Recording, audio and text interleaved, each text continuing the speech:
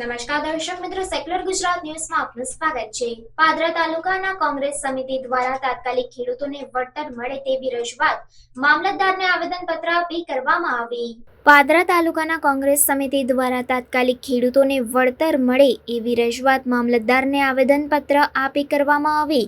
સમગ્ર વડોદરા જિલ્લા તેમજ તાલુકામાં ભારેથી અતિભારે વરસાદના કારણે પાદરા તાલુકાના છેવાડાના ગામોમાં ઢાઢર નદીના પાણી ફરી વળતા અનેક ગામોમાં પાણી ભરાઈ ગયા હતા। ખૂબ મોટા પ્રમાણમાં નુકસાનીનો સામનો કરવો પડ્યો છે। ત્યારે પાદરા કોંગ્રેસ સમિતિ દ્વારા મામલતદારને આવેદનપત્ર આપીને રજૂઆત કરવામાં આવી હતી।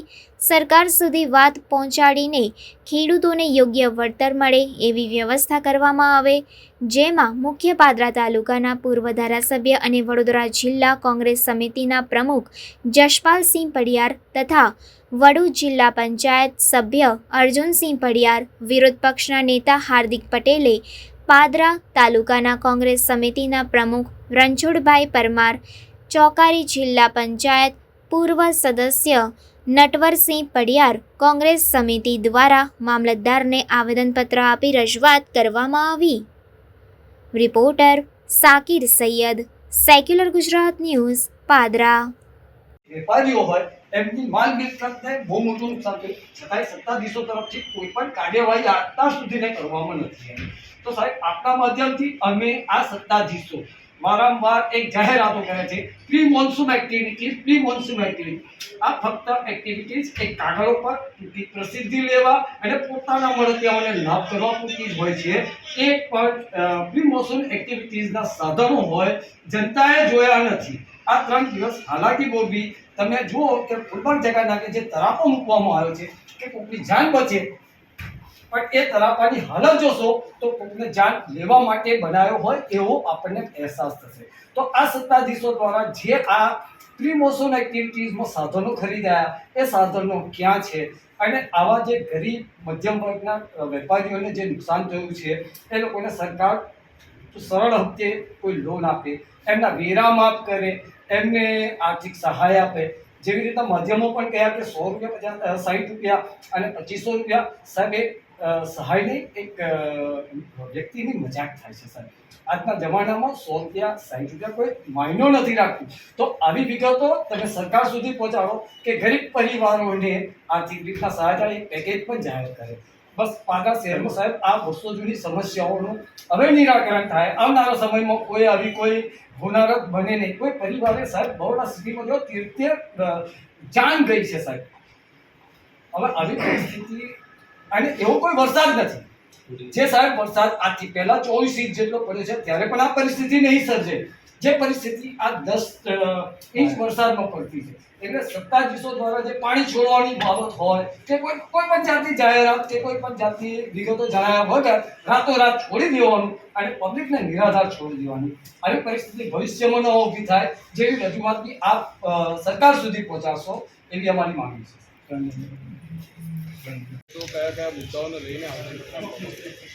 ખાસ કરીને પાદરા તાલુકામાં 12 ઇંચ કરતાં વધુ વરસાદ થવા પામ્યો છે। સાથે વડોદરા શહેર અને જિલ્લામાં પણ અતિ ભારે વરસાદ થવાના કારણે વિશ્વામિત્રીમાં જે પાણી છોડવામાં આવ્યું, આજવાનું પાણી આવ્યું, દેવડેમનું પાણી આવ્યું અને એના કારણે ઢાઢર નદીમાં જે પાણી આવ્યું એના કારણે ઢાઢર કિનારા સહિત પાદરા તાલુકામાં સમસ્ત ગામોમાં જે રીતે ખેડૂતોનો પાકને ખૂબ મોટા પાયે નુકસાન થવા પામ્યું છે। ઢાઢર કિનારાના ગામોમાં તો સંપૂર્ણપણે પાક નષ્ટ થવા પામ્યો છે। સાથે જે કેશ ટોલની વાત કરવામાં આવી છે, સરકારશ્રી દ્વારા જે નક્કી કરવામાં આવ્યું છે ડિઝાસ્ટર મેનેજમેન્ટ, એવી 100 રૂપિયા આપવાની જે વાત કરી છે, 100 રૂપિયા કેવી રીતે ચલાવી લેવામાં આવે? એક પરિવારમાં 2 કે 4 જણા હોય તો એને કેટલા પૈસા મળે? કેવી રીતે ચાલવામાં આવે? 100 રૂપિયા આજે કયા જેમ આમ વાત કરવામાં આવે છે વિકાસની, ડબલ એન્જિનને ટ્રિપલ એન્જિનની વાત કરવામાં આવે છે, વિકાસના નામે મત માગવાની વાતો કરવામાં આવે છે, પરંતુ સાચો અર્થમાં જોવા જઈએ તો કઈ જગ્યાએ વિકાસ? જ્યારે મધ્યમ અને સામાન્ય વર્ગના માણસોને આજે 4-4, 5-5 દિવસ સુધી પાણીમાં અને વલખા મારવા પડે છે, એને ભોજન માટે વલખા ધક્કા મારવા પડે એવી પરિસ્થિતિમાં જ્યારે સહાયની વાત કરવામાં આવે તો એને 100 રૂપિયા આપવાની વાત કરવામાં આવે છે. એ 100 રૂપિયા કોઈ સંજોગોમાં ચલવી લેવામાં નહીં આવે. આજે અમે રજૂઆત કરી છે કે 100 રૂપિયા એટલું જ મજાક સમાન છે સામાન્ય અને ગરીબ માણસોના. એમાં કમસે કમ 500 રૂપિયા 400 રૂપિયા આપવા પડે તો એને બરાબર વ્યવસ્થિત વળતર આપે એવું કહેવાય. સાથે જે ઘરવખરી તમામપણે જે ઘરોમાં પાણી ફાંસી જવા પામ્યા છે, જેના કારણે ઘરવખરીમાં ખૂબ મોટા પાયાને નુકસાન થવા પામ્યું છે, એમાં પણ 2500 રૂપિયા નક્કી કરવામાં આવ્યા છે.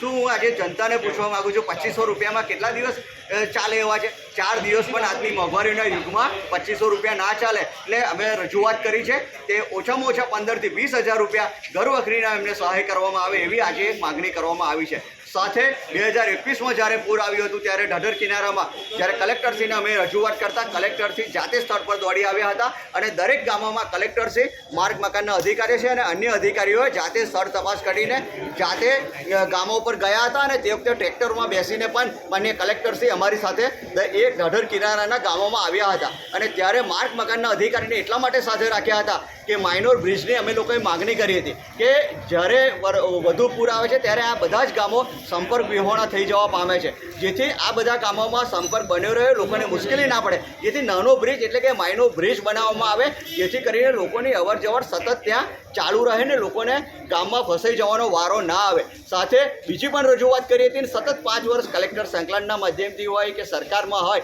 સતત અમે રજૂઆતો કરી છે કે કિનારાના વિસ્તારમાં ખાસ કરીને જ્યારે આવી રીતે આકસ્મિક પાણી આવી જાય છે ત્યારે ઘણા લોકો ત્યાં ફસાઈ જવાના બનાવો બને છે, જેથી કરીને ખાસ કરીને આ વિસ્તારોમાં નાવડીની માગણી સતત મેં કરી છે, પરંતુ નાવડી સરકારશ્રી દ્વારા ફાળવવામાં આવી નથી.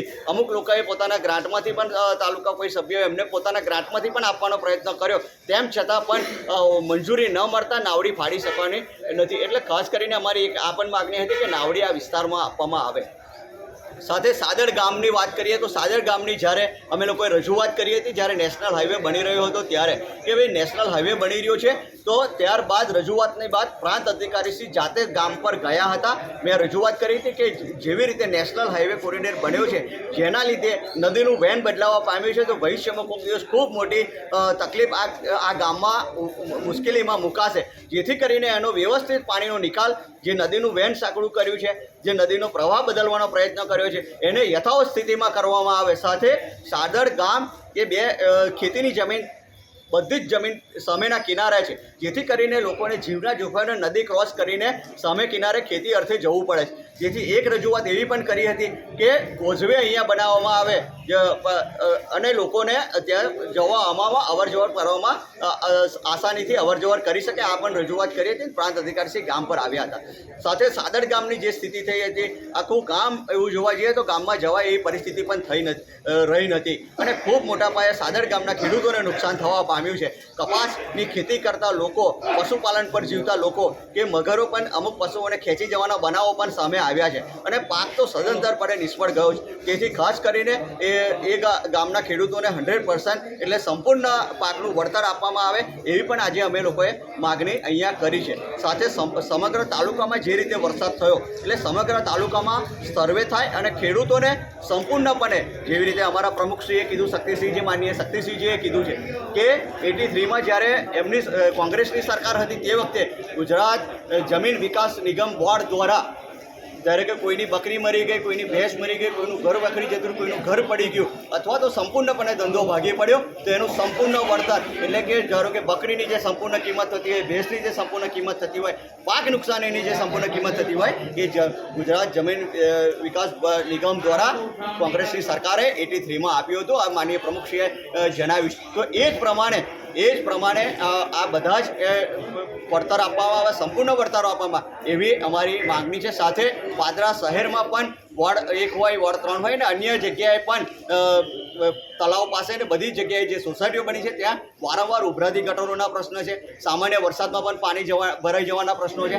આ પ્રશ્નોની પણ અગાઉ રજૂઆતો કરેલી, તેમ છતાં એનો પણ કોઈ નિકાલ નથી આવ્યો. એટલે એ બાબતે પણ આજે અમે લોકોએ અહીંયા રજૂઆત કરી છે અને આ તમામ બાબતોને લઈને પાદરા તાલુકા માટે એક વિશેષ આર્થિક પેકેજ જાહેર કરવામાં આવે એવી આજે અમે માગણી કરી છે. જસપાલસિંહ, પાદરા તાલુકામાં કેટલા વીઘા ખેતરોમાં નુકસાન થયું છે છે, અંદાજે શું માનો છો કેટલી રકમનું નુકસાન તાલુકાને થયું?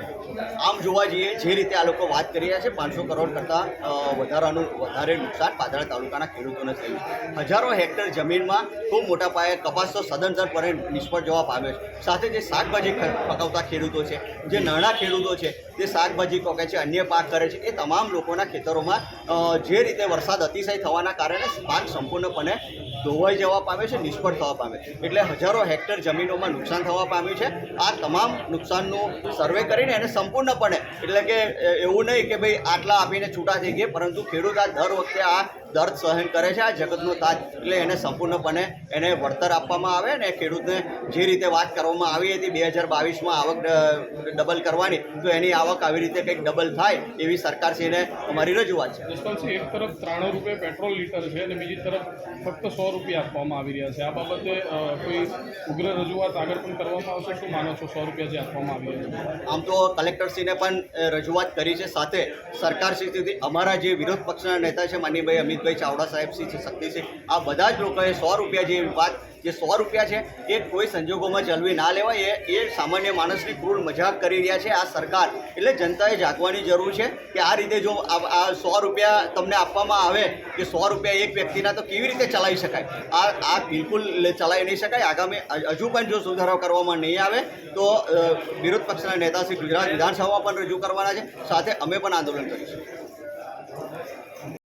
ન્યાય દયનીય પરિસ્થિતિ ઊભી થઈ હોય ત્યારે એ ખેડૂતોએ જે વાવેતર કર્યું હોય વાવેતરના એને જે તે વળતર સરકારે તાત્કાલિક સર્વે કરી અને કહેવાતા જગતના તાતને બનતી બધી સહાય કરવી જોઈએ. તંત્ર વાતો કરે છે, સરકાર વાતો કરે કે અમે સંવેદનશીલ સરકાર છે અને અમારી 2-3 એન્જિનોવાળી સરકાર છે. આ સંવેદનશીલ સરકારને આટલા બધા એન્જિનોવાળી સરકાર એને દેખાતું નથી કે જગતનો તાત આજે કેટલી દયનીય સ્થિતિમાં છે. એટલે જગતના તાત જેટલી થાય એટલી મદદ કરો. એ જગતનું એ તાત છે તો આ જગત છે. એ વાત સાથે અમે આજે ખેડૂતોને જે કંઈ નુકસાન થયું છે એનું વળતર યોગ્ય સમય મળે એ માંગણી મૂકી છે. સમાચારોની અવનવી અપડેટ્સ માટે જોતા રહો સેક્યુલર ગુજરાત ન્યૂઝ. સાથે સેક્યુલર ગુજરાત ન્યૂઝ ચેનલને લાઇક, શેર અને સબસ્ક્રાઇબ કરો અને બેલ આઇકોન દબાવીને સમાચારોની ઝડપી માહિતી મેળવો.